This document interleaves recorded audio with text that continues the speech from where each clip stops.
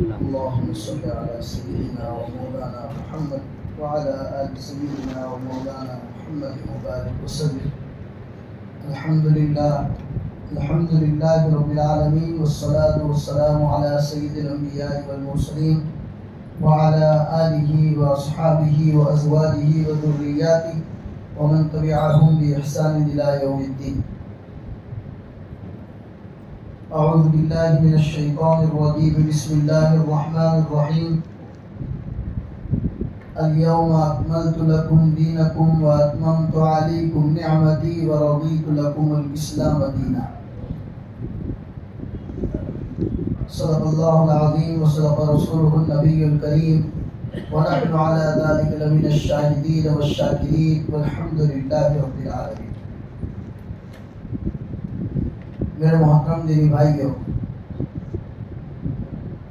گزشتہ ہفتے ہم جن دو نعمتوں کا تذکرہ کر رہے تھے کہ رسول پاک صلی اللہ علیہ وسلم نے فرمایا نعمتان مقبول فیہما کثیر من الناس الصحۃ والفراغ، کہ دو نعمتیں ایسی ہیں کہ ہمارا اکثر طبقہ اس میں غفلت کا سودا کرتا ہے، گبن کرتا ہے، صحیح طور پر ان نعمتوں کا استعمال نہیں کرتا. اور پھر رسول پاک صلی اللہ علیہ وسلم نے فرمایا کہ وہ دو نعمتیں ایک تندرستی ہیں اور دوسرے فرصت کے اوقات ہیں. یہ دو نعمتیں ایسی ہیں کہ ہمارا معاشرہ اور خاص طور پر ہمارا نوجوان اس میں مبتلا ہے کہ اللہ نے اس کو بہترین تندرستی عطا فرمائی ہے، وہ اس تندرستی کی قدر نہیں کرتا. وہ جانتے ہوئے بھی ایسے کام کرتا ہے یا ایسی چیزیں کھانے پینے میں استعمال کرتا ہے کہ جس سے اس کے جسم کو نقصان پہنچے. تو یہ گویا کہ تندرستی کی قدر نہیں. ایک صاحب مجھے پوچھ رہے ہیں کہ مولانا بتائیے کیا اسلام میں بھوک ہڑتال کرنا جائز ہے کہ نہیں؟ مسئلہ پوچھا انہوں نے. تو میں نے انہیں بتایا کہ بھائی بھوک ہڑتال کس ریزن سے، کس سبب سے کر رہے ہیں وہ دو نمبر پہ آتا ہے. لیکن پہلی بات کہ اللہ نے جو چیزیں مجھے اور آپ کو کھانے پینے کے لیے دی ہیں اس سے اپنے آپ کو روکنا، اپنے آپ کو پابند بنا دینا، یہ اسلام میں کہیں بھی اس کی اجازت نہیں. یا ایسا کوئی کام کرنا جس سے آپ کی باڈی، آپ کے جسم کو نقصان پہنچے، آپ کی ذات کو نقصان پہنچے اور خاص طور پر جان کی ہلاکت کا خطرہ ہو، تو یاد رکھیے اللہ کے یہاں آپ کی فہرست میں سوسائڈ لکھا جائے گا. سوسائڈ اللہ کے یہاں یہ خودکشی لکھا جائے گا اور اس کی اسلام میں اجازت نہیں. تو اس سے پتہ چلا کہ یہ جسم جو اللہ نے مجھے اور آپ کو عطا فرمایا ہے یہ اللہ کی عطا کردہ نعمت. آپ دنیا میں جائیے، گھومیے، لوگوں سے ملاقات کیجیے. ایسے کتنے لوگ ہیں جن کے پاس ہاتھ نہیں، دونوں ہاتھ نہیں، دو پیر ہیں. ان دو پیروں سے وضو بھی کرتے ہیں، نماز بھی پڑھتے ہیں، ان دو پیروں سے کھانا بھی کھاتے ہیں، ان دو پیروں سے اپنے جسم کی صفائی کرتے ہیں، پھر بھی اللہ کا شکر ادا کرتے ہیں کہ اللہ تیرا شکر ہے کہ کم از کم دو پیر تو صحیح سلامت ہیں. آپ کو دنیا میں ایسے کئی لوگ ملیں گے جن کے پاس آنکھیں نہیں. ایسے کتنے لوگ ملیں گے کہ جو بیچارے وینٹیلیٹر پر ہیں. ایسے کتنے لوگ ملیں گے کہ جن کی کڈنیاں فیل ہیں، ڈائلیسس کے لیے ان کو جانا پڑتا ہے، کبھی ہفتے میں 1 مرتبہ تو کبھی ہفتے میں 2 مرتبہ، کبھی تو ایک دن چھوڑ کے ان کو ڈائلیسس کے لیے جانا پڑتا ہے. انسان تھوڑی دیر آنکھیں بند کر کے گردن جھکا کے بیٹھ کے اللہ کی نعمتوں کے بارے میں سوچے کہ یہ چھوٹی سی کڈنی جو اللہ نے مجھے اور آپ کو عطا فرمائی ہے، یہ نہ معلوم کتنا 1000 لیٹر روزانہ کا پانی اور کتنا 1000 لیٹر روزانہ کا خون صفائی کا کام کرتا ہے ہماری باڈی میں. اور اگر وہ خراب ہو جاتی ہیں تو ایک مرتبہ اس کو کرانے کا ہم کو 1000 روپیہ دینا پڑتا ہے، ہزاروں کی تعداد میں روپیہ پیسہ خرچ کرنا پڑتا ہے. اس لیے یہ اللہ کی بڑی نعمتیں ہیں میرے بھائی. اللہ نے جو جسم دیا ہے اس کی قدر کیجیے. اور اگر قدر کرنا نہیں آتا، قدر سمجھ میں نہیں آتی، تو یاد رکھو ان لوگوں سے ملاقات کرو جن کے پاس یہ جسم نہیں، یا ہیں تو صحیح سالم نہیں.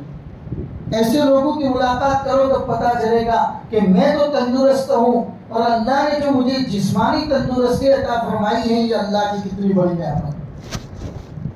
دوسری نعمت رسول پاک صلی اللہ علیہ وسلم نے فرمایا والفراغ، فرصت کے اوقات.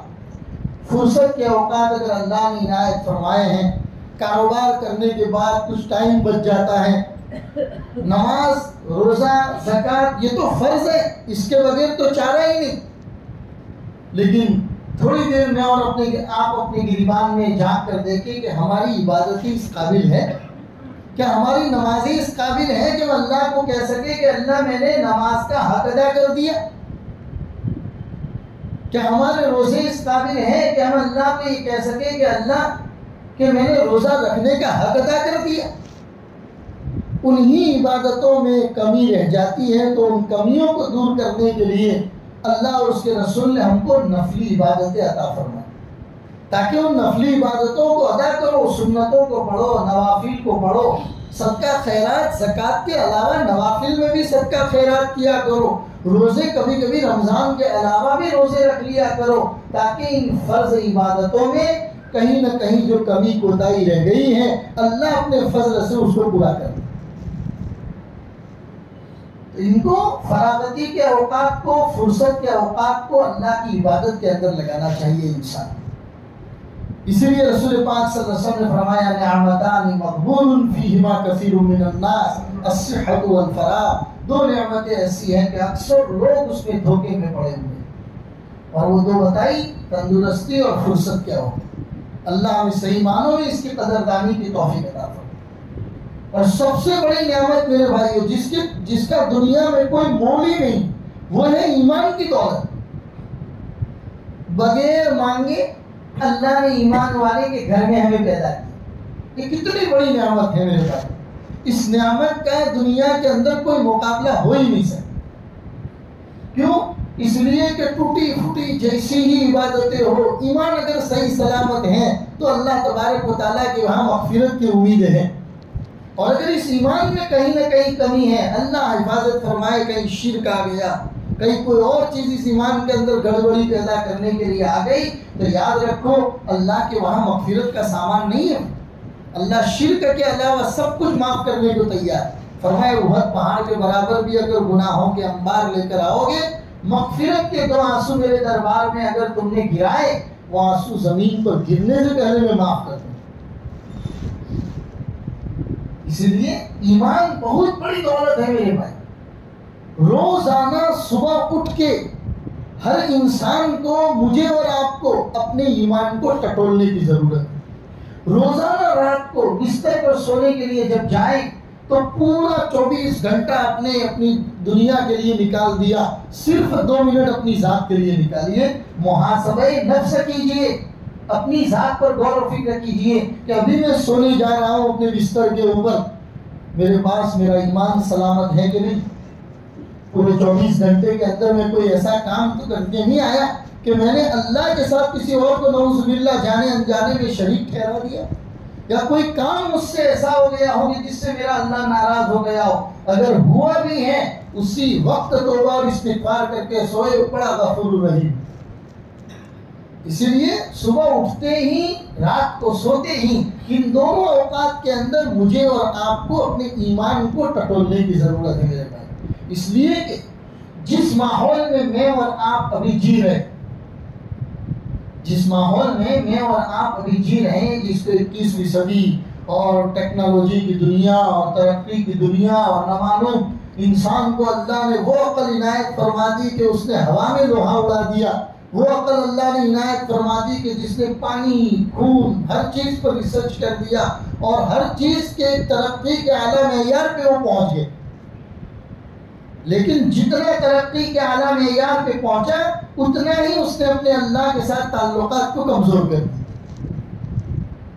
اسی لیے جس ماحول میں میں اور آپ جی رہے ہیں، میرے اور آپ کے بچوں کے ایمان کو اچکنے کی کوششیں کی جا رہی ہیں میرے بھائی، ایمان کو اچکنے کی کوششیں کی جا رہی ہیں، اس لیے کہ دشمنان اسلام کو پتا ہے، دشمنان اسلام کو پتا ہے کہ مسلمان سے آپ ڈائریکٹلی فیس ٹو فیس میدان میں لڑ نہیں سکتے، کیونکہ اللہ نے اس کو جذبہ ہی ایسا عنایت فرمایا ہے کہ اگر وہ ایمان پہ آ گیا، اللہ اس کے رسول کی بات پہ آ گیا تو سب کچھ لٹا کے اپنی جان بھی قربان کر دے گا۔ یہ دشمنان اسلام کو پتا ہے اس بات کا، اس لیے وہ فیس ٹو فیس فیلڈ میں آ کے، میدان میں آ کے آپ سے نہیں لڑے، وہ آپ کو اور مجھے کھوکھلا کرنے کی کوشش کر رہا ہے۔ جس طریقے سے دیمک ایک بہترین لکڑے کو اندر سے پورا کھا جاتی ہے اور اس لکڑے کو کھوکھلا بنا دیتی ہے، وہ مجھے اور آپ کو کھوکھلا کرنے کی کوشش کرتی ہے۔ اب تاریخ جب پڑھیں گے 1857 سے لے کر 1947 تک تقریباً 90 سال کا جو یہ عرصہ رہا ہے دیش کو آزاد کرانے کا، اس میں بڑے بڑے وائسرائے انگلینڈ سے ادھر آتے تھے اور وہ کہتے تھے اتنی لمبی جنگ ہم لوگ ان سے لڑ رہے ہیں، اس ملک کے اندر اپنی بقا کو رکھنے کے لیے، اس ملک کے اوپر ایسٹ انڈیا کمپنی کے بعد ہم نے جو یہاں قبضہ کیا ہے اس قبضے کو بچانے کے لیے ایک لمبی جنگ ہم ان سے لڑتے آ رہے ہیں۔ کبھی نظام حیدرآباد سے لڑ رہے، کبھی دکن میں لڑ رہے ہیں، تو کبھی بنگال کے نوابوں سے، تو کبھی لکھنؤ کے نوابوں سے، الگ الگ جگہ پر جنگ لڑی جا رہی ہے، ہزاروں کی تعداد میں یہ لوگ مرتے ہیں، لیکن دوبارہ دوسرے ہی دن اور ہزار کھڑے ہو جاتے ہیں، پتہ ہی نہیں چلتا کہ ان کے اندر یہ جذبہ آتا کہاں سے۔ ریسرچ کیا گیا انگلینڈ سے، انہوں نے اپنے بڑے بڑے وائسرائے بلائے اور وائسرائے نے آ کے ریسرچ کیا اس کے اوپر مختلف علاقوں کے اندر جا کر، آخر وہ کون سی چیز ان کے جسم میں زندہ ہے کہ جو ان کو مرنے ہی نہیں دیتی، ایک مرتا ہے 100 کھڑے ہو جاتے ہیں۔ پتا چلا ان کے پاس 2 چیزیں ہیں، ایک ان کا قرآن ہے، دوسرا ان کے نبی رسول پاک صلی اللہ علیہ وسلم کا دیا ہوا طریقہ ہے۔ بس یہ 2 چیزیں ایسا جذبہ ان میں پیدا کرتی ہیں کہ بس یہ اپنا سب کچھ قربان کرنے کے لیے تیار ہو جاتے۔ چنانچہ ان کو کامیابی تو نہیں ملی، اپنا ضمور لے کے ایک وقت آیا کہ اللہ نے 1947 میں ہمارے ملک کو آزاد کیا اور ان کو اس ملک کو چھوڑ کے جانا پڑا۔ پھر اس کے بعد مسلمانوں کے جذبے کو سلانے کے لیے، نرم کرنے کے لیے، ٹھنڈا کرنے کے لیے انہوں نے وار کیا محمد رسول اللہ صلی اللہ علیہ وسلم کے ساتھ جو ہماری محبت، ہمارا جو تعلق ہے۔ ایک مسلمان چاہے کتنا ہی شرابی ہو، کبابی ہو، زندگی میں مسجد میں نہ آیا ہو، شراب پیے ہوئے کی حالت میں بھی ہو، اور اگر اس نبی پاک صلی اللہ علیہ وسلم کے خلاف کوئی بولے گا تو وہی شراب کی بوتل وہ سامنے والے کے پیٹ میں گھسنے دے گا، کیونکہ رسول پاک کے ساتھ محبت ایک مسلمان کو اللہ نے ایسا فطری طور پر عنایت فرمائی ہے جو دنیا میں آپ اس کا اگزامپل لا ہی نہیں سکتے، یہ اللہ نے مسلمان کو عطا فرمائی۔ چنانچہ ان کی کوششیں یہ ہیں کہ مسلمان کا جو کنیکشن ان کے نبی کے ساتھ ہے، محمد رسول اللہ سے محبت کے ساتھ جو کنیکشن والا معاملہ ہے، اس کنیکشن کو مدھم کر دیا جائے، کم کر دیا جائے اور ختم کر دیا جائے۔ اسی لیے ایک سازش کے تحت مختلف علاقوں سے ایسے لوگ تیار کیے جاتے ہیں جن کو استنجا کرنے کا طریقہ معلوم نہیں ہے، وہ اپنے ناپاک زبانوں سے محمد رسول اللہ صلی اللہ علیہ وسلم کی ذات پر کیچڑ اچھالنے کی کوشش کرتے ہیں۔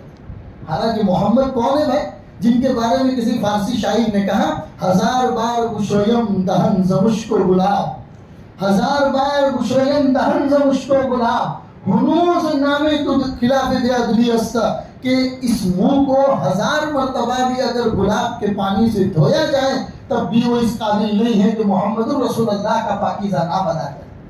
اور یہ ناپاک لوگ اللہ کے رسول کی ذات کے اوپر جو کیچڑ اچھالتے ہیں نا میرے بھائی، ان کو سب پتا ہے کہ محمد کے ماننے والے اور محمد کے جیانے سڑکوں پہ نکل آئیں گے، یہ کریں گے، وہ کریں گے، تھوڑے دنوں کے بعد سوشل میڈیا کے اوپر آ کے معافی مانگ لیں گے، یہ کر لیں گے۔ آہستہ آہستہ اس طرح کے نفرتوں کے دیپک مختلف علاقوں میں جلاؤ، رفتہ رفتہ اس بات کو اس انداز سے کہا کرو، شوشے چھوڑا کرو، تاکہ امت محمدیہ کا اپنے نبی کے ساتھ جو کنیکشن ہے اس کنیکشن میں کہیں نہ کہیں کمی آ جائے، یہ ان کی ناپاک سازش ہے۔ لیکن میرے بھائیوں، انشاءاللہ جب تک یہ دنیا باقی رہے گی، ہماری اپنے اولاد کے ساتھ محبت میں کمی آ سکتی ہے، ہمارے اپنے ماں باپ کے ساتھ محبت میں، بیوی بچوں کے ساتھ محبت میں کمی آ سکتی ہے۔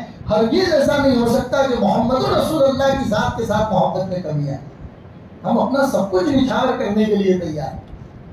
اسی لیے اس کو ہم نام دیتے ہیں ناموس رسالت۔ ناموس رسالت کوئی چھوٹی موٹی چیز نہیں ہے میرے بھائی۔ میں اور آپ، کون نہیں جانتا کہ محمد رسول اللہ صلی اللہ علیہ وسلم کی ذات کتنی رحم والی ذات تھی، کتنی محبت، امن اور شانتی والی ذات تھی۔ خود آپ ہی کے زمانے میں، آپ ہی کے مبارک زمانے میں کچھ لوگوں نے اللہ کے رسول کی ذات پر کیچڑ اچھالا۔ حضور نے پرسنل اپنے لیے کبھی کسی سے بدلہ نہیں لیا، کبھی بدلہ نہیں لیا۔ صلح حدیبیہ میں کتنی بدتمیزی کی لوگوں نے، جو لوگ صلح کرنے کے لیے آئے تھے اس میں سے ایک آدمی اللہ کے رسول کی داڑھی مبارک کے اندر ہاتھ ڈال ڈال کے کہہ رہا ہے، محمد نکلنا پڑا نا مکہ سے تم کو، اور واپس آنا پڑا نا مدینہ سے ہمارے پاس 3 دن کا عمرہ کی بھیک مانگنے کے لیے۔ بار بار حضور کی انگلی میں، حضور کی داڑھی میں انگلیاں ڈال رہا ہے، حضور برداشت کر رہے ہیں۔ ابو بکر صدیق سے برداشت نہیں ہوا، تلوار کا ہتھا نکالا اور اس کے ہاتھ کے اوپر زور سے مارا، اور عربی میں گالی کا لفظ ہوتا ہے امسس بزر اللہ، لات کی شرمگاہ جا کر چوس، تیرا یہ ناپاک ہاتھ میرے رسول کی داڑھی میں ڈالتا ہے۔ لیکن حضور نے بدلا نہیں لیا۔ فتح مکہ کے موقع پر، فتح مکہ کے موقع پر ایک صحابی کہہ رہا ہے، یوم یوم الملحمہ، آج تو بدلے کا دن ہے، ہم یہ کریں گے وہ کریں گے۔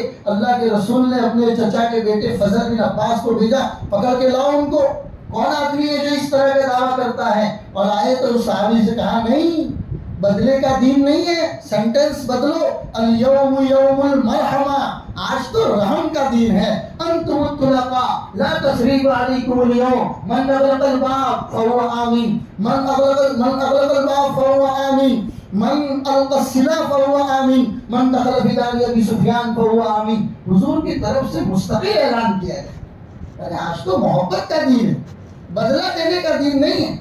کچھ لوگ تھے جن کے بارے میں اللہ کی طرف سے حکم آیا تھا کہ اگر وہ لوگ بیت اللہ کا پردہ پکڑ کے بھی معافی مانگ رہے ہو تب بھی ان کو پکڑ کے قتل کر دیں۔ یہ کچھ لوگوں کے بارے میں اللہ کی طرف سے پیغام آیا، ورنہ حضور نے کبھی اپنی ذات کے لیے بدلہ نہیں لیا۔ لیکن ناموس رسالت یہ کتنا امپورٹنٹ سبجیکٹ ہے، میں آپ کو سمجھانا چاہتا ہوں کہ حضور کے زمانے میں ایک آدمی نے حضور کی ذات کے اوپر کیچڑ اچھالنے کی کوشش کی تو حضور نے فرمایا، تم میں سے کون ہے کہ جو میری طرف سے اس کا بدلہ لے؟ چنانچہ ایک صحابی گئے اور بدلہ لے کر بھی آ گئے۔ اللہ نے وحی کے ذریعے اپنے نبی کو بتا دیا کہ وہ صحابی جو کونے میں مسجد نبی میں بیٹھے ہیں وہ آپ کی طرف سے بدلہ لے کر بھی رات کو آ گئے۔ تو ناموس رسالت بہت بڑی چیز ہے میرے بھائی۔ یہ دشمنان اسلام کوشش کر رہے ہیں اس بات کی کہ محمد رسول اللہ صلی اللہ علیہ وسلم کے ساتھ میرا اور آپ کا جو کنیکشن ہے اس کنیکشن میں کہیں نہ کہیں کمی آ جائے۔ ہمیں اس کنیکشن میں کمی نہیں آنے دینی، اور کنیکشن میں کمی نہ آنا خالی تقریر کرنے سے نہیں ہوگا، یا خالی نعرے لگانے سے یا سڑک پہ نکل جانے سے نہیں ہوگا۔ مجھے اور آپ کو اپنی پرسنل لائف میں محمد رسول اللہ صلی اللہ علیہ وسلم کے طریقے کو اپنانا پڑے گا۔ میرا کاروبار محمد رسول اللہ کے طریقوں کے مطابق ہو، میرا لوگوں کے ساتھ لین دین کا معاملہ، میرا لوگوں کے ساتھ اٹھنا بیٹھنا جینا مرنا محمد رسول اللہ کے بتائے ہوئے طریقوں کے مطابق۔ میں کسی محلے میں رہتا ہوں تو صفائی کا کام کاج میرا وہ ہو جو محمد رسول اللہ نے مجھے سکھایا۔ میں کسی جگہ پر رہتا، میری زندگی سے کبھی کسی کو تکلیف نہ پہنچے، یہ محمد رسول اللہ کا پیغام ہے۔ کیا وہ میرے اندر ہے کہ نہیں ہے؟ مجھے اور آپ کو ٹٹولنے کی ضرورت ہے۔ ہم سب نماز پڑھنے کے لیے آئے، کیا ہم کوئی ایسی گاڑی تو پارک کر کے نہیں آئے کہ جس کی وجہ سے سڑک پر آنے جانے والوں کو پریشانی ہو؟ اگر ایسا کر کے آئے ہیں تو ابھی بھی میں اور آپ محمد رسول اللہ کے بتائے ہوئے طریقوں پر نہیں ہیں، تو حضور کے ان طریقوں کو اپنی زندگی کے اندر لانا پڑے گا۔ جب لائیں گے انشاءاللہ یہی چیز میری اور آپ کی زندگی سنت کے مطابق ہوگی، یہی چیز دشمنان اسلام کے منہ پر تماچا ہوگا۔ اس لیے اس کو اپنی زندگی میں صحیح معنوں میں اپنانے کی ضرورت ہے۔ وہ ایمان جو محمد رسول اللہ کے اتنی محنتوں کے بعد، اتنی کوششوں کے بعد، کتنی جنگیں لڑی گئی، آپ کو وطن چھوڑنا پڑا، صحابہ کے بچے یتیم ہوئے، اور اتنی محنتوں کے بعد جو ایمان مجھے اور آپ تک پہنچا ہے، اس ایمان کی حفاظت کرنی، ایمان کی سلامتی کی فکر کرنی. کیونکہ حجۃ الوداع آخری حج جو اللہ کے رسول صلی اللہ علیہ وسلم نے فرمایا، عرفات کے میدان میں آپ کھڑے ہیں، تب اللہ تبارک و تعالیٰ نے اس آیت کو اتارا، الیوم اکملت لکم دینکم واتممت علیکم نعمتی ورضیت لکم الاسلام دینا. اے نبی، آج ہم نے آپ کے دین کو مکمل کر دیا. الیوم اکملت لکم دینکم واتممت علیکم نعمتی، میری نعمت میں نے تمہارے اوپر مکمل کر دی. اب آپ اندازہ لگائیے ایمان کتنی بڑی نعمت ہوگی کہ اللہ عرفات کے میدان میں اپنے نبی پاک صلی اللہ علیہ وسلم سے فرما رہے ہیں کہ میری نعمت میں نے تمہارے اوپر مکمل کر دی. وَرَضِيتُ لَكُمُ الْإِسْلَامَ دِينًا، اور تمہارے لیے اسلام کو دین کے طور پر ہم نے چوائس کیا، پسند کیا. یہ ہماری بہت بڑی نعمت ہے. لہٰذا میرے بھائیوں، بغیر مانگے جو نعمت ایمان کی شکل میں اللہ نے مجھے اور آپ کو عطا فرمائی ہے، اس نعمت کی ہمیں قدر کرنی، اس نعمت کی خوب قدر کرنی. اور ہر وقت، میں نے پہلے بھی بتایا، رات کو سوتے وقت، صبح اٹھتے ہی سب سے پہلے اپنے ایمان کو ٹٹولنے کی ضرورت ہے. جیسے بیمار آدمی اپنی نبض چیک کرواتا ہے، بیمار آدمی اپنے دل کے دھبکارے تیز کرواتا ہے، روزانہ کی روٹین چیک اپ کرواتا ہے، ہمیں یہ چیک اپ کروانے کی بھی ضرورت ہے کہ میرا ایمان صحیح سلامت ہے کہ نہیں. کیونکہ فطروں کے اس دور میں نئے نئے فطرے وجود میں آ رہے. ہم تو اپنے کاروبار سے باہر نکلنا ہی نہیں چاہتے، یا باہر کی دنیا کو جاننا ہی نہیں چاہتے. نئے نئے فطرے وجود میں آ رہے ہیں جو ہماری نئی نسل جو کالجز میں پڑھتی ہیں ان کے ایمان کے اوپر حملہ کرنے کی کوشش کرتے ہیں. شکیل بن حنیف کا فتنہ، قادیانیوں کا فتنہ، اور نامعلوم کیسے کیسے فتنے وجود میں آ رہے ہیں. وہ ڈائریکٹ آ کے آپ کی مسجد میں اٹیک نہیں کریں گے، وہ اٹیک کرتے ہیں ہمارے نوجوان بچوں اور بچیوں. پچھلے 2-3 سالوں کی رپورٹس جو مسلمان جماعتوں نے جمع کیے، میرے بھائیوں، ارتداد یعنی اسلام سے نکلنا، نعوذ باللہ، اللہ ہم سب کی اور ہماری اولادوں کی اور نسلوں کی حفاظت ہو. ارتداد کے شکار ہمارے بچے اور بچیاں اتنی تیزی سے ہو رہے ہیں کہ کبھی اس کا کاؤنٹنگ کر کے اس کی رقم، اس کا جو آنکڑا ہے آپ کو بتانا چاہیں تو آپ یقین نہیں کریں گے اس پر، آپ کو بلیو نہیں ہوگا کہ یہ بھی ہو سکتا. اتنی تعداد میں، ارے ہم لوگ نماز پڑھ رہے ہیں، اتنی مسجدیں، اتنے مدرسے، بچے پڑھ رہے ہیں، آ رہے جا رہے لوگ، جماعتیں نکل رہے، یہ ہو رہا ہے وہ ہو رہا ہے. اس کے باوجود اتنے لوگ، میرے بھائیوں، کثیر تعداد میں ہندوستان کے اندر کثیر تعداد میں ہمارے بچے اور بچیاں ارتداد کے شکار ہو رہے ہیں.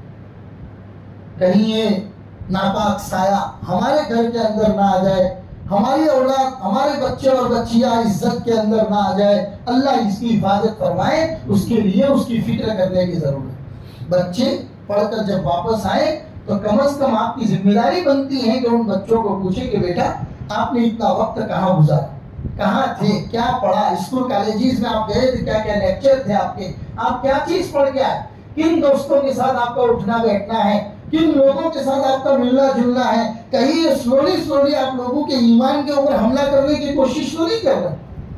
یہ فکر کرنے کی ضرورت ہے. کیوں؟ رسول پاک صلی اللہ علیہ وسلم نے فرمایا، کلکم راعٍ وکلکم مسئول عن رعیتہ، تم میں سے ہر آدمی اپنے گھر والوں اور بچوں کا ذمہ دار ہے. کل قیامت کے دن تم سے تمہاری ذمہ داری کے بارے میں پوچھا جائے. ہم چھوٹ نہیں سکتے ہیں کہہ کر کے بچے بالغ ہو گئے، بڑے ہو گئے، شادیاں کروا دی، کاروبار سیٹ کروا دیا، یا پڑھنے لکھنے کے لیے ہم نے ان کو ابروڈ بھیج دیا، بچے باہر چلے گئے. نہیں، ان کے ایمان کی اور ان کے پوری روٹین لائف کی خبر گیری رکھنا یہ ہم سب کی ذمہ داری. اللہ ہماری اور ہماری اولادوں کی حفاظت فرمائے. دوسرا ایک ضروری اعلان یہ کرنا تھا میرے بھائیوں، جیسے کہ حج کے فارم بھرنا شروع ہو گئے ہیں. حج ایک اللہ کی طرف سے مسلمانوں کے اوپر فرض عبادت، جیسے نماز فرض ہے، روزہ فرض ہے، زکوٰۃ فرض ہے. تو وہ مسلمان جو عقل مند ہے یعنی پاگل مجنون نہیں ہے، بالغ ہے یعنی کہ نابالغ نہیں ہے، اور اس کے پاس اتنا روپیہ پیسہ ہے کہ وہ حج کرنے کو جائیں، حج سے واپس آئیں، پورا خرچہ اس کا اٹھا سکے، اور اس کی عدم موجودگی میں یعنی نہ ہونے کی موجودگی میں اس کے بال بچوں کا خرچ اس کے پاس ہے. اتنا روپیہ پیسہ اگر ہے تو حج کرنا فرض ہو جاتا ہے. اور جو حج اس کے ان تمام چیزوں کے باوجود حج نہیں کرتا، حضرت عمر بن خطاب رضی اللہ تعالیٰ عنہ فرماتے ہیں رسول پاک صلی اللہ علیہ وسلم نے فرمایا جو آدمی استطاعت اور طاقت کے مطابق باوجود حج نہیں کرتا تو وہ آدمی چاہے یہودی ہو کر مرے، نصرانی ہو کر مرے، اللہ اور اس کے رسول کو اس کی کوئی پرواہ نہیں. کتنی سخت وعید ہے میرے بھائی. اور اسی لیے کہتے ہیں بعض علماء کہ اس حدیث سے ہم کو سمجھ میں آیا حج ایک ایسی عبادت ہے گویا کہ جو انسان حج کر کے آتا ہے وہ اللہ کی فہرست میں اپنے ایمان کے اوپر ایمان کا قلعہ ٹھوک کے آ جاتا ہے. یعنی ایمان اس کا مضبوط، ایمان کی سلامتی ہو جاتی ہے. حج کی وجہ سے بڑے بڑے علماء نے اپنے تجربے لکھے ہیں کہ حج کے بعد آدمی کو 2 چیزیں کنفرم مل جاتی ہیں. ایک یہ کہ ایمان کی سلامتی ہو جاتی ہے، اللہ اس کو اچھے کاموں کی طرف ابھارتا ہے جس سے وہ ایمان کو بچاتا ہے. اور دوسرا حج کا فائدہ یہ ہوتا ہے کہ حج کرتا ہے مالدار بنتا ہے. اس لیے آیا کہ حج کرو اور غنی بنو، حج کرو اور مالدار بنو.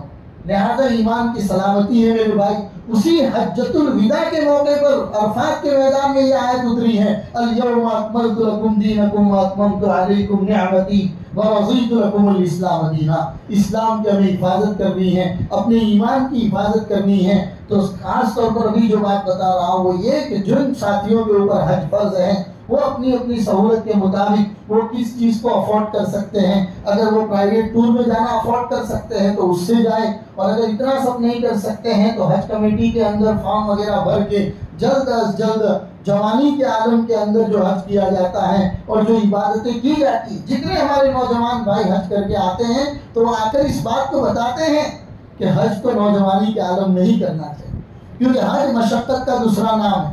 وہاں جا کے وہ 5 دن جو آپ کو مینا میں عرفات میں مزدلفہ میں گزارنے ہیں اسی کا نام اصل حج ہے میرے بھائی. روم میں ایسی میں بیٹھنے کا نام حج نہیں. اور وہ 5 دن ایک جوان آدمی اپنی جوانی کی حالت میں تندرستی کی حالت کے اندر ادا کرتا ہے تو اللہ تبارک و تعالیٰ کو بھی پسند آتا ہے اور اللہ فتوحات کے دروازے کھول دیتے ہیں اس کے.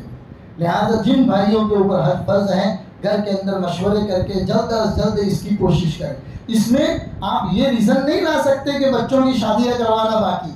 ہاں، بچوں کی شادی کے لیے 5 لاکھ روپیہ ہونا ضروری نہیں، بچی کی شادی کے لیے 5 لاکھ روپیہ ہونا ضروری نہیں ہے. حج کے لیے 5 لاکھ روپیہ ہونا ضروری ہے، وہ ہے حج ضرور کیجیے. یہ ریزن نہیں لا سکتے کہ بچوں کو سیٹل کرنا باقی.